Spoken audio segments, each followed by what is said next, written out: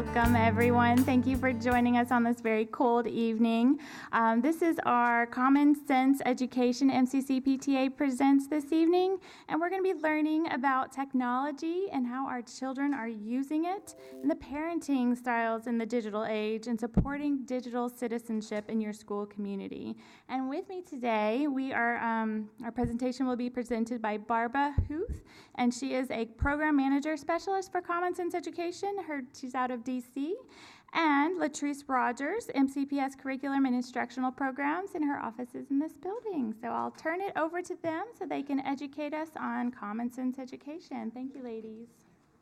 All right, good evening, everyone. Welcome. Thank you for having us here tonight. We want to talk about digital citizenship and what we are doing in MCPS for our students, how we got started, where we are now, and where we would like to go in terms of having your involvement as parents in assisting us with helping our students and your children be better digital citizens. And so, as Aaron already shared, this is Barbara. She's our partner from Common Sense Education, and we started our journey. This is our third year in implementation. So 2 school years ago, we started with our middle school students in grades 6, 7, and 8 because we were finding that was a critical area in terms of being able to interact with technology responsibly. And then since we're such a large district, we had a rollout plan to bring it to our other students.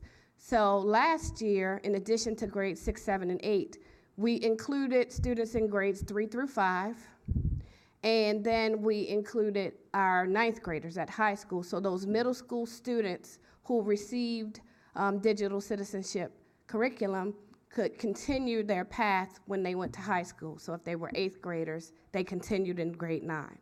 And then this year, we scaled even lower, so now this year, students in grades K through 2 are included as well as grades 10. So right now in the district, the expectation is that students in grades K through 10 are receiving digital citizenship curriculum. So Common Sense is a nonprofit organization. How many of you have heard of Common Sense or used some of their resources?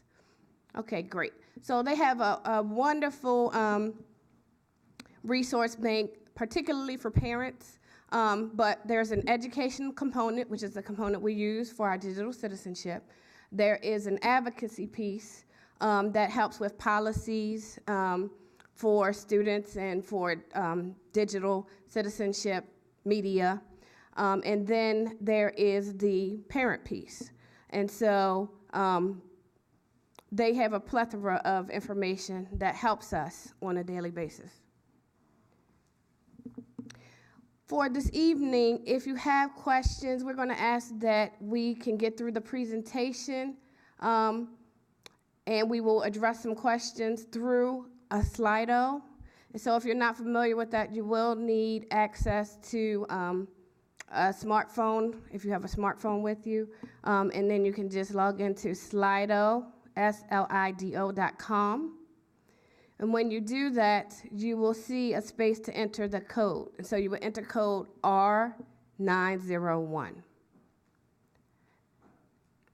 And it'll look like this. So you can just type in your question, and then we can answer them either at the end of the presentation or send them out later to make sure that all questions get addressed.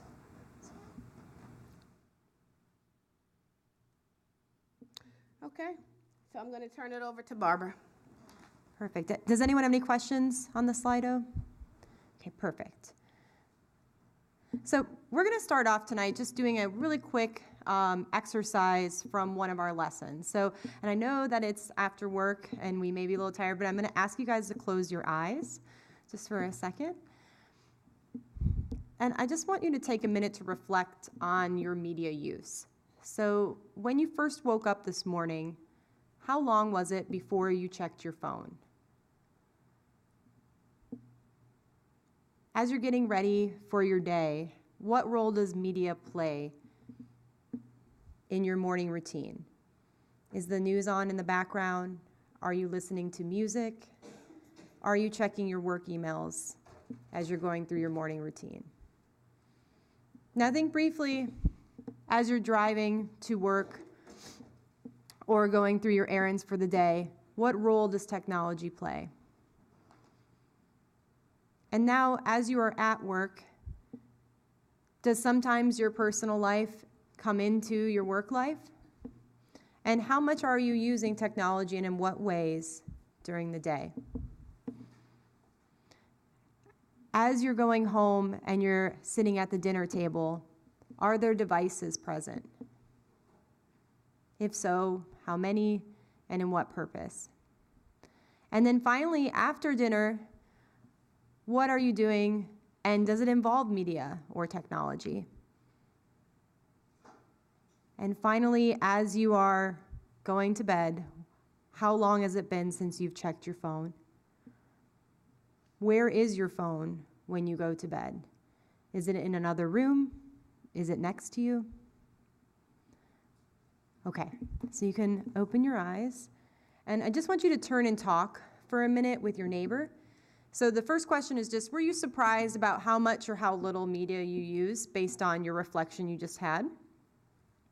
And is there anything about your current media life that you would like to change and why? So just turn and talk to one of your neighbors about both those questions or one of those questions, and then we'll kind of regroup. All right, take about 30 seconds to wrap up your conversation.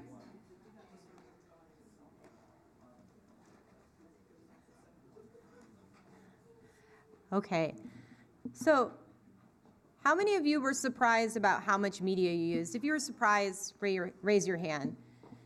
I think the thing that always surprised me is the phone. At the beginning of the day, how long it took me before I touched my phone. And a lot of times it was like instantly, right? I didn't even know when my phone was in my hand. How many of you had like less than a minute in your morning and you realized, oh, I just checked my phone, right?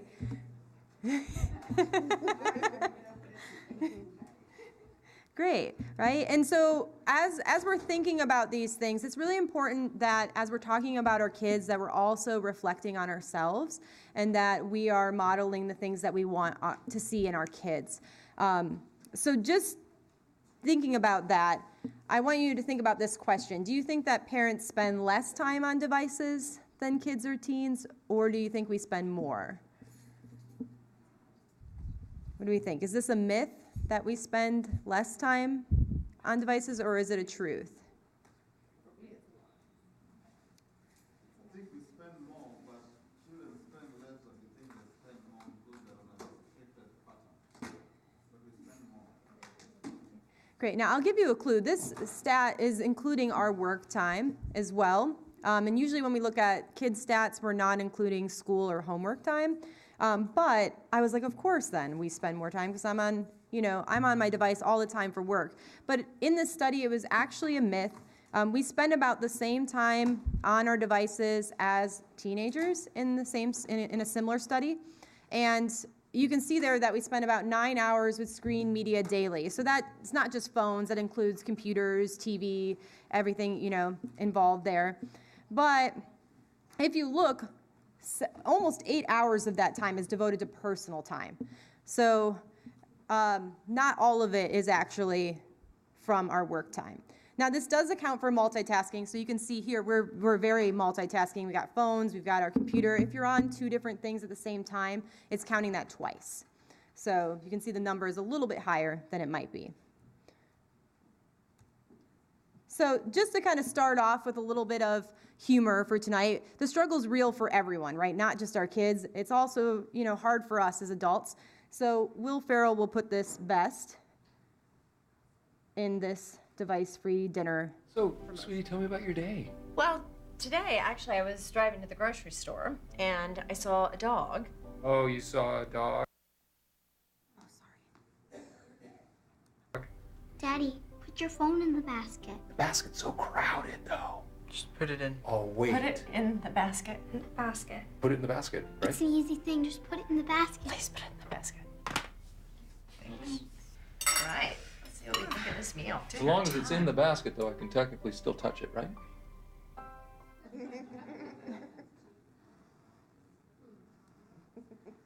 Okay, and so this just also shows you that as parents, we feel that our kids are being distracted by their devices and not paying attention to us, but our kids are also feeling the same way. So you can see here that 41% of teens said that they felt that their parents were distracted when they were trying to talk to them as well. So just as we're going through, now we're going to kind of focus on kids for a little bit, just remembering that if we're not showing our kids what we want, the behaviors we want to see in them, then who are they going to learn them from? So it's just really important that we're reflecting on our own behaviors and modeling. Okay, so let's just look through the landscape a little bit about, media and technology and what kids are facing. So the big thing here, and I kind of alluded to this earlier, is that tweens, so kids that are 8 to 12, are using about 6 hours of screen time a day, and teens are using about 9 hours. And now this does not include the time that's happening at school, right, for academic reasons or homework. This is their personal time at home. So that does account for multitasking. So if they're listening to music, watching TV, and texting at the same time, it would be 3 separate events. So you can see in the numbers, there's 6 hours for tweens, but it's actually 4.5 on average when you actually calculate the number of hours if they were multitasking. And the big challenge here, right, it's a challenge, but it's also an opportunity. It's an opportunity for us to encourage our students to not just consume when they're on this media, but also to be creating and collaborating in different ways with that access. Some other big things that we found in our study of 0 to 8 is that mobile use is universal. So from 2011 to 2017, almost 100% of homes now have access to a mobile device. So 98% in 2017. And some other things that were really interesting is that the amount of time that 0 to 8-year-olds spent on mobile devices has tripled each time we've done this study. So in 2011, they spent about 5 minutes a day. In 2013, it went up to 15 minutes. And then in 2017, they spent about 40 minutes on a mobile device each day as 0 to 8-year-olds. So just so we can see kind of the trends that are moving. But something that was also surprising is that when you ask kids what is their preference, or their favorite type of media, it's the same things that were our types of media when we were younger. And so watching TV and listening to music tend to be their top 2 things. Now, this study's a little older, and you can see YouTube is on there. I feel like YouTube and TV are starting to become the same thing, so I feel like if we did that now, we would still kind of see that trend as well. But when you're looking at social media, only 10% of kids said that that was their favorite activity. It doesn't mean they're not on it, but that's not necessarily their favorite activity. So, Barbara, I just have a question about that. I'm still stuck on the 9 hours of teens being on something. Did that include music also? Yes. Yes. So it actually does include music, as in streaming that, if you're streaming that music, because you're usually streaming it from a phone or a computer. Not necessarily watching it. Correct. They're not necessarily watching it. Right. Yes. Earbuds. I have a teen. Earbuds all the time. That's a great. Then they would be in school for 6 hours, 9 hours on something, and then sleeping. Yeah, but they do it multi. So in the morning, my daughter, she's getting ready. She's got her earbuds. In the car, she's got earbuds. That counts as the time. Right. What about their streaming music through the night while they're sleeping? Well, this was a study, so I don't know. There might have been a student or a child that said that was happening, and so they counted in their hours. So it was a self-reported, kids said how much they used. Okay, so given that landscape, what are some of the challenges that we may be experiencing? And before I show you some of the nationwide challenges, I want you to reflect a little bit on your parent community and think about what challenges or concerns that your parent community has with digital media. And we're actually going to share them in a way which makes it a little more fun and interactive. So to share this, if you'll join in, you can do this on your smartphone. And you'll want to go to menti.com.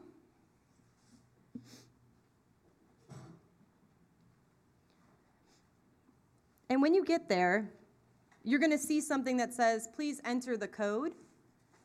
And I just put the code up there again for you, but it's 30, 45, 70.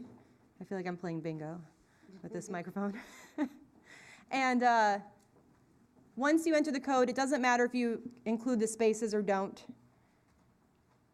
It'll come up with the question, and then you have an opportunity to share 3 concerns that are happening in your parent community. So you can share 1, 2, or 3. Yes? Oh, no. Hold on. We gotta love technology. Okay, it should have changed, or it says your presenter has changed the slide and go to it. So if you could, sorry about that.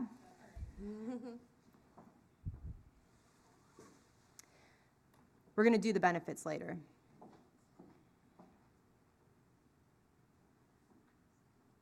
Anyone having trouble getting on the Menti? Yeah, so it helps if you do 1 word.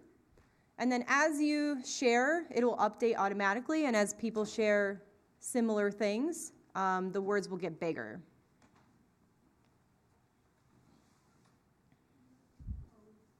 Sure. The code is 304570. You're welcome.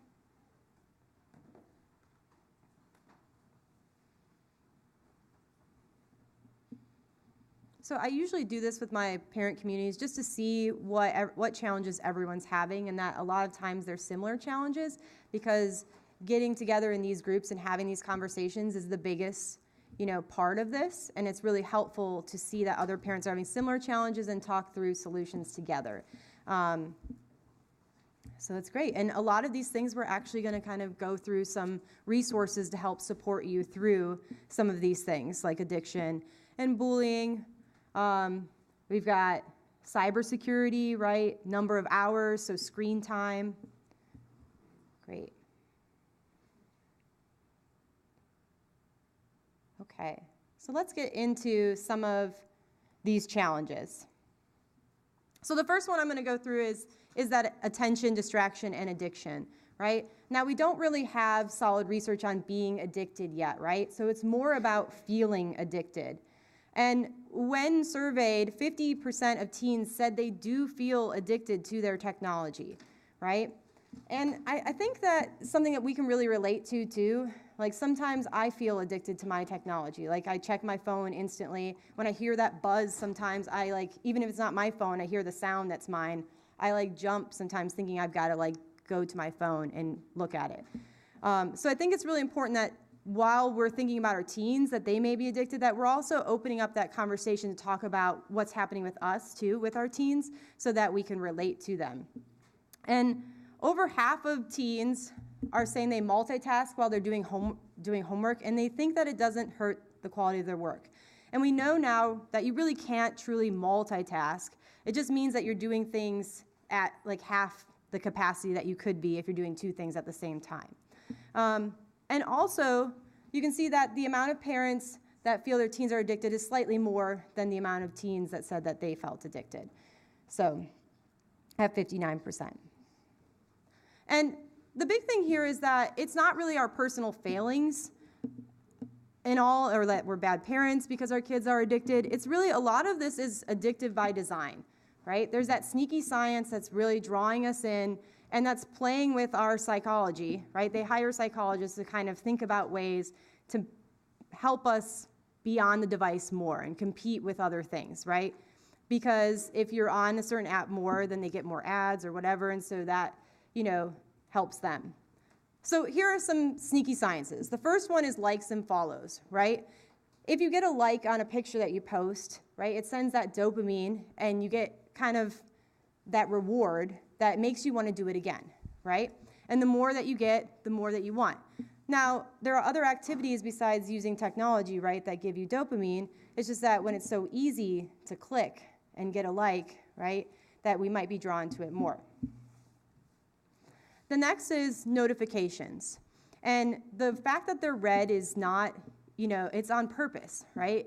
You see that you have 1,004 emails, right, to look at, and you panic or think that there's some sense of urgency to look at your email, or when Facebook says so-and-so has posted a picture, right, and sends you a notification, right? A lot of times they're coming from bots and not actual people, but you feel like you need to look at it. Then there's the randomness. every time you're on an app, you're not really sure what's going to show up, right? They're constantly giving you new content to entertain you. So that makes you want to go back into it. Then we have snap streaks. So how many of you are familiar with snap streaks? Great. So snap streaks are a thing for kids. It's like a social contract where they feel like if they break it, so they have to send a snap to a friend and their friend has to send one back. And then they count the number of days that they have completed this streak. And if you're at like 50 days and someone forgets to send the snap, then that's like breaking a social contract. It goes back down to 0. The best way to put it for adults a lot of times is if you feel obligated to like a friend's post, it's kind of a similar thing to kids with snap streaks. Then, do you want to add something? Yeah, I just wanted to add a quick thing. So I'm on a Bible app, and I use it every morning, so I do reach for my phone. But it started incorporating streaks like a couple of months ago. And I was like, what is this? So I feel badly if I go, I miss one day, and it brings you all the way back to 0. And then it gives you streaks for the week, like so you had a perfect week, meaning that you're logging in every day with the app. So they're even doing it for things, with adults. But it does make me feel like, oh my goodness, I missed a day. And then I go all the way back to 0. So I'm like conscientious about making sure I go on. So I just wanted to add that in. So I didn't know that. Then there's autoplay, and I think all of us can relate to this, right? How many of you have watched an extra episode of something on Netflix or Amazon Prime or any of those things, right? Because Netflix is now 5 seconds before the next video plays. And so you don't really have a lot of time to decide, should I stop, right? Or now I'm into the next one, I'll just finish that one now. And I've been there.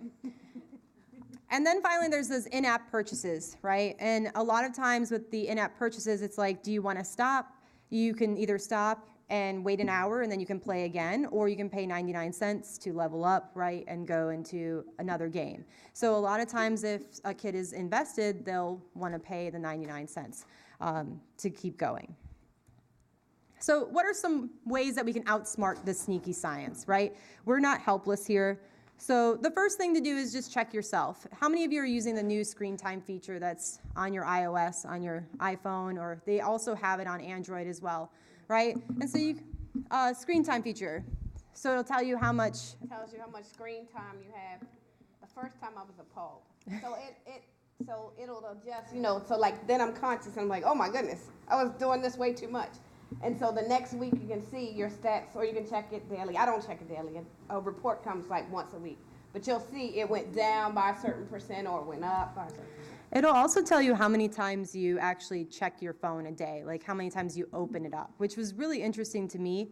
And I was like, okay, maybe when I'm doing things, I need to like set my phone in a different room. I can turn it on if like a person's trying to contact me, but so that I'm not clicking on my phone a lot. So just doing some things like that to check your use. The next thing is to turn off or limit notifications. A lot of the notifications that are coming to you are not from an actual person. So limit those things and turn off the little red dot. Like I turned off my email that I tend to get a lot of coupons and stuff too, because it'll say I have like 2,000 emails or something because I don't check it that often, and that sends panic. The next thing is to set a time to check your feed. So like maybe even just taking off like Facebook or a social media app off your phone, so you have to physically log in. So you're making a conscious effort to go and check it. So it's not bad, right? But then just knowing that you're checking in at what time to check your feeds. Or for everyone else, keep up with their snap streaks. I still haven't been there yet. The next thing is to turn off autoplay and in-app purchases. Now, some apps will let you do that, some won't. So a lot of times it's good to just avoid the apps that won't let you turn those off. With autoplay, some of them are really easy to turn off, like YouTube, it's just a toggle on and off. And with Netflix, you actually have to log in right now into your Netflix account on your computer to turn off your autoplay. You can't do it when you're on like your TV or your device like Roku or something. Then the next thing would be to go grayscale. Has anyone done this yet? Nope. So if you go grayscale, you can see we have colors right now. And if I decide to, I've set it up so I click 3 times, and then my phone is now grayscale. So the colors are inviting, right? And they're entertaining and they draw you in. So a lot of times at night, I will turn it to the grayscale mode so that I'm just kind of reminded that this is a tool and that it's not entertainment, so I can put it down and go to bed, set my alarms and go to bed. So with that, we have resources on our site on how to do this. So this will walk you through step by step how to change your iPhone if you have one to grayscale. Android has a similar thing. So they're both in the accessibility settings. But if you want to do this later tonight, you can look on our site and change your phone to grayscale. Some other resources that we have to help with media balance is device-free times and zones. So we have a lot of resources to help set up a device-free time for your family. That might be at the breakfast table, at the dinner table. That seems to work really well, right? That we're all getting together and we're having that face-to-face communication and we're putting our devices away. Sometimes parents do it in the car, right? If that's the time that you guys have together to talk without devices. And it's also a good time to listen to some music together as well as a family. I have a question about that. Have you been working at all with schools to make lunchtime device-free as well? I know more of our schools at MCPS are going to and away for the day. Yeah, we have not, because it's like a school-based decision. So we haven't heard a lot of schools who are using devices openly at lunch. I know at high school, some schools have open lunch where kids can go see teachers or be with friends, so they are allowed to use devices then, but I haven't heard too much in other schools. It would be nice. I had just heard from the Poolsville High School principal that this year they've gone to putting devices away for the entire day, and parents love it, teachers love it. So I wonder if there's a tie-in with Common Sense to kind of expand upon the device-free mealtime. No, I think it's, like I said, it's a school, it's like a local decision, because sometimes teachers are encouraging students to use their devices in class for educational or instructional opportunities. So that's a school-based decision. So like if there's, it would have to be local, with working with the principal and the school staff, if it's an issue versus if it's helpful. Because a lot of times people use it as a tool. Yeah, so it's just, local decision. Yeah, and the device-free dinner is to encourage to have some time at home that's device-free. And then with some other ways to kind of get everyone on the same page is with a family media agreement. So we do have those on our site as well, and that's really great to just make sure that everyone knows the expectations so that there are no surprises.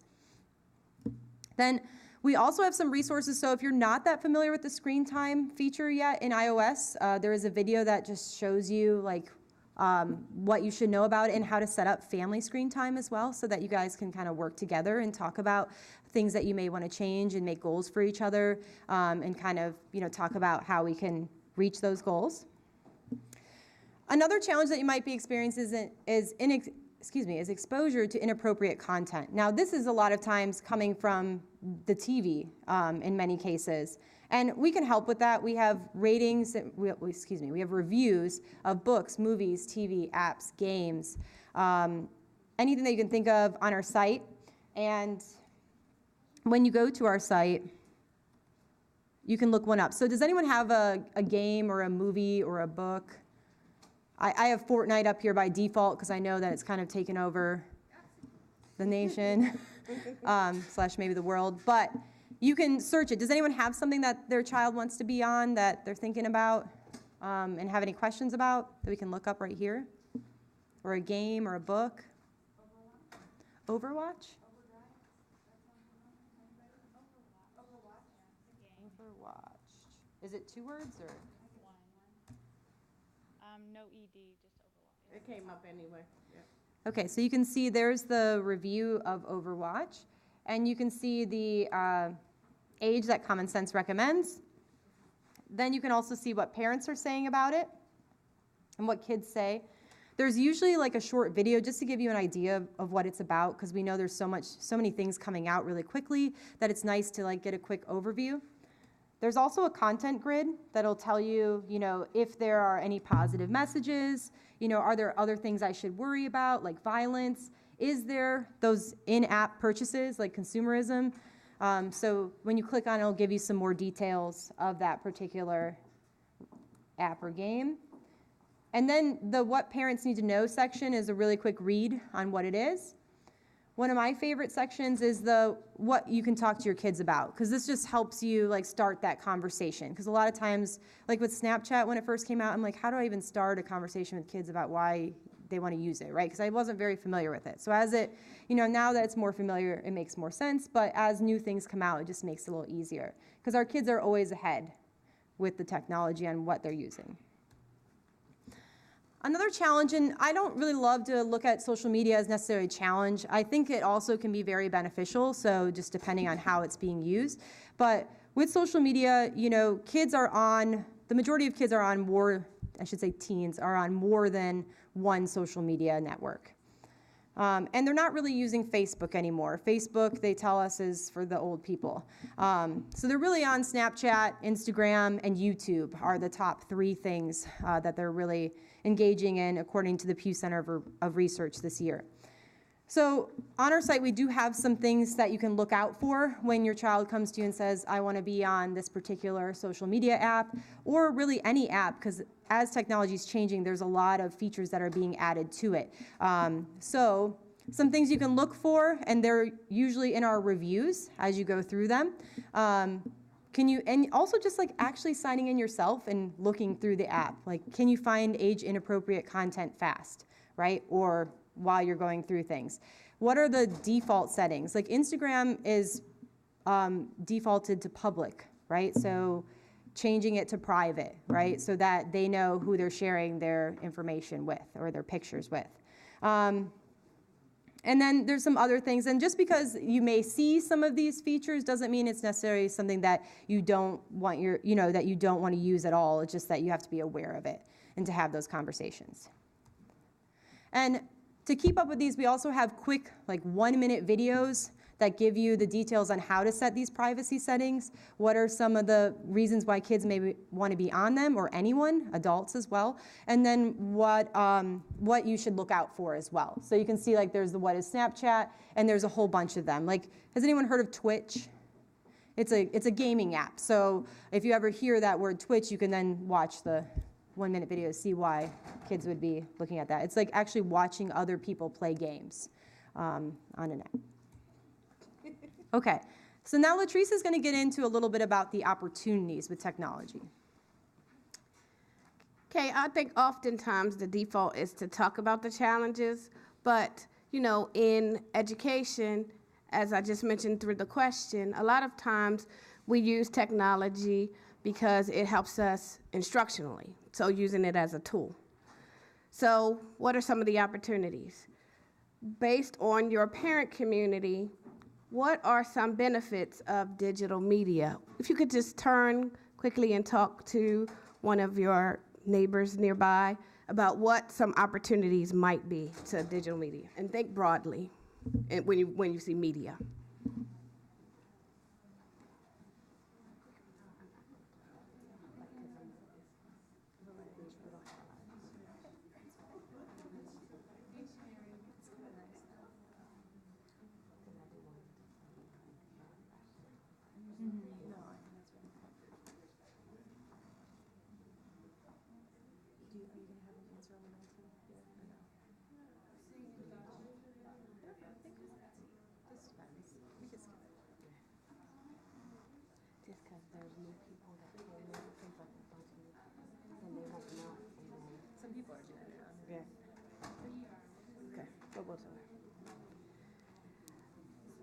Okay, so as part of your discussion, we're going to return to the Menti, which you should already have up if you were here. The code is the same, 304570 if you didn't have it up. And just one word. Some people have already started doing it, so thank you.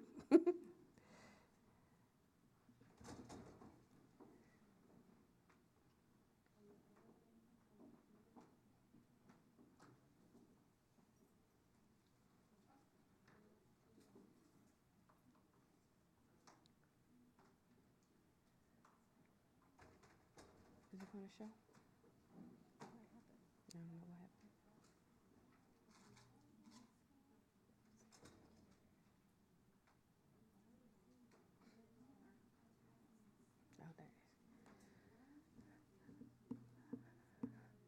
Okay, so some things that we see as opportunities is access to information, being able to communicate, staying in touch, doing some research, dictionary, being connected, informed reading, okay?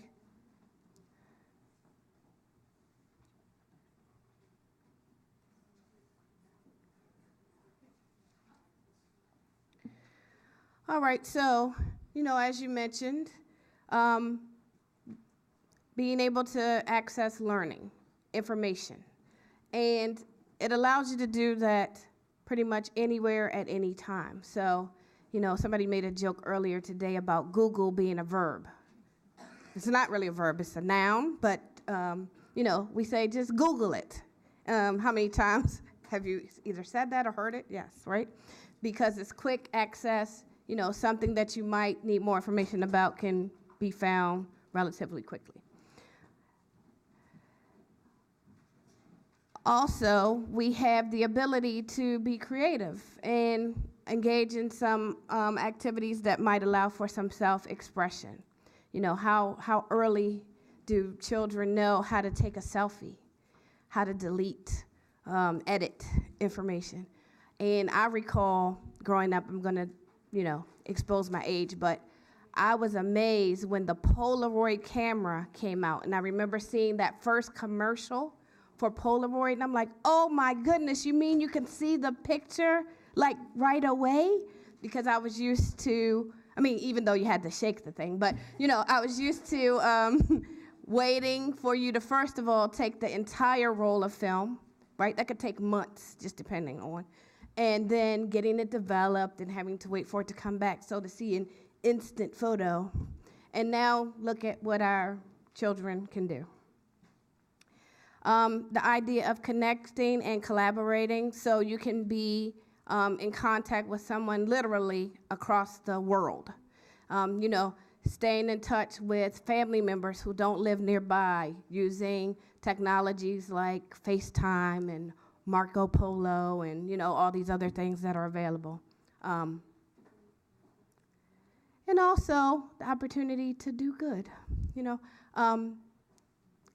community service projects and outreach and contributing during crises for natural disasters and things like that. How many times immediately following some type of natural disaster are you able to make a contribution because you can get to the information quickly? So in our schools, I gave a little bit of background before. I'm gonna skip this video just because of the sake of time. But this video, if you haven't seen it, I suggest that you do take a look. This was done at Stedwick Elementary School. It's entitled The Lie. So if you Google it, you'll probably be able to see it. But with some fourth grade students. And they were talking about stereotyping, and they had written poems. And then a video was produced reflecting their ideas about different stereotypes that they may have encountered personally. But just to show you, even our younger students are able to interact with technology in a positive way to create. We also launched last year, about a year ago now, it's been about a year ago, we have a dedicated web page on the MCPS webpage to our digital citizenship initiative, and it's called Your Characters Count. On this website, so if you go onto our MCPS website, or if you go to your home page for your school, this is already tagged on every school homepage. So you know how you see the school lunch banner? You will see this banner on every school's homepage. So if you click there, you can get to the resources that Barbara just shared. For parents, there's a tab for students, and there's a tab for staff. And our curriculum, scope, and sequence. So there are 8 different components with the digital citizenship curriculum. A lot of them do overlap, meaning that a lesson could be focused on privacy and security at the same time that they are talking about creative credit and copyright. And so you'll notice that 2 particular strands are included regardless of which grade level, and that is relationships and communication, as well as information literacy. So a lot of times when we're talking about research, when we are talking about being able to cite your sources and things like that in terms of creative credit and copyright, we are using our digital citizenship curriculum to help infuse that information with our students. And Barbara's going to speak to you about some specific lessons. Okay, and so we're actually updating our curriculum currently, and the grades 3 to 5 is out, and you have a sample of one of the grades 3 to 5 lessons, a piece of the lesson, and it's titled Sandra's Story. So this is a great thing that you could take home maybe and read with your kids, kind of go through that story tonight. But we've condensed the topic areas to, instead of 8 topics, there are 6, and there'll actually be 1 lesson in every grade for every topic. So there's 3 more. There's one more lesson in every grade. So like for grades 3 to 5, there's 18 new lessons that are out. And we are expanding that, so our middle school new curriculum's coming out in January, and then we'll have the rest of it following the next year. Just to give you a little example of what this looks like, so they all include some slides that can be edited, so you can like add things that are happening directly in the classroom to these particular questions. So they all have an essential question.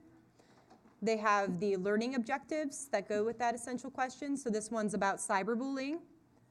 And then there are several activities. So we just shortened this tonight to give you a little feel for the lessons, but this is one of the activities that come with it. So there's a lot of discussion among students, and that's really the heart of our lessons, as students talking to each other and kind of getting some of these things out as they're going through these dilemmas that they may face.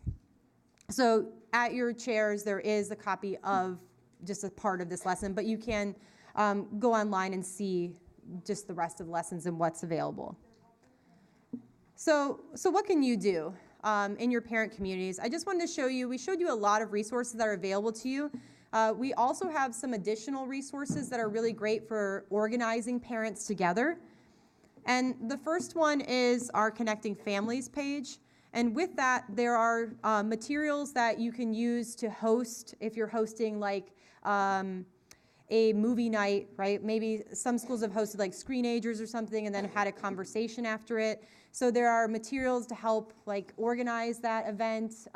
There are also materials if you wanted to host like a teen panel and have kids talk about their digital lives with some vetted questions, which is really great. Just hearing from kids, it's amazing that a lot of kids are really doing great things, and just to hear more about their lives through a program like that.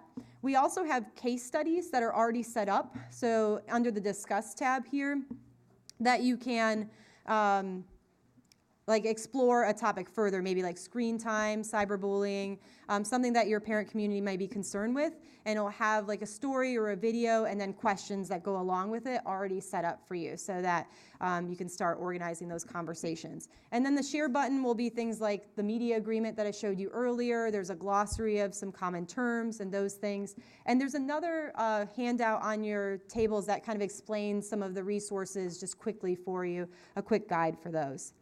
We also this year came out with a new family engagement resource toolkit, which is pretty amazing because it has resources by grade band, so depending on the grade, and they're big topics that have come up with parents a lot, like social media and devices, you know, that comes up a lot. Digital balance, like screen time and well-being. And when you go to that particular resource, and I'll just quickly scroll there. Thank you. Sorry, I'm not on my computer. When you scroll down, there's going to be, keep going. It'll show you the topics, and when you click on any of the topics, so let's say we want to look at, let's go to online privacy and security and safety.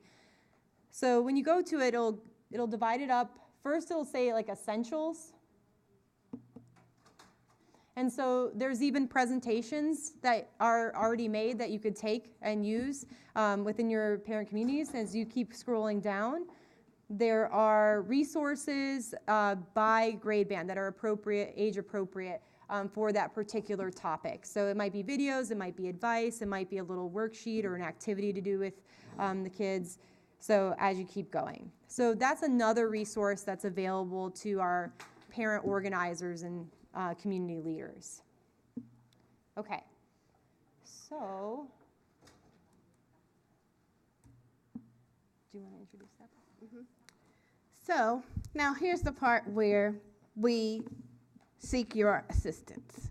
So for the entire Montgomery County Public Schools, you're looking at the two people who are helping with the implementation for our students.